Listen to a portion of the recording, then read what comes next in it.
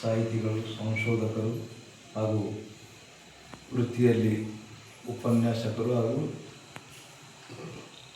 ಹಿರಿಯ ಪ್ರಾಥಮಿಕ ಶಾಲೆ, ಮಾದರಿ ಹಿರಿಯ ಪ್ರಾಥಮಿಕ ಶಾಲೆಯ ಮುಖ್ಯ ಗುರುಗಳು ಆದರೂ ಸಹಿತ ನಮ್ಮ ತಾಲೂಕಿಗೆ ಇವತ್ತಿನ ದಿವಸ ಒಂದು ಹೆಮ್ಮೆಯ ಪುತ್ರ ಅಂತ ನಾವು ಹೇಳ್ಬೋದು. ಏಕೆಂದರೆ ಅವರು ಭಾಳ ಸರಳ ಜೀವಿಗಳು.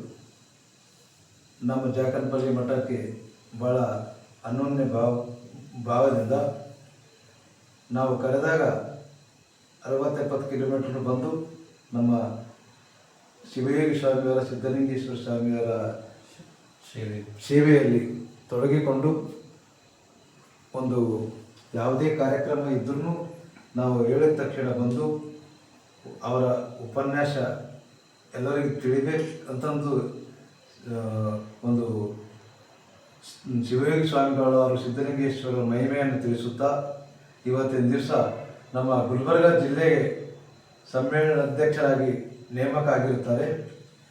ನಮಗೆ ಭಾಳ ಸಂತೋಷ.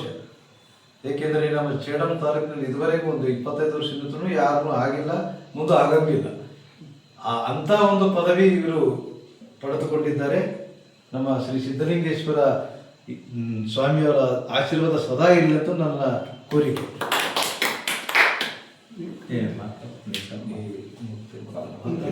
ಮಾತಾಡ್ತೀನಿ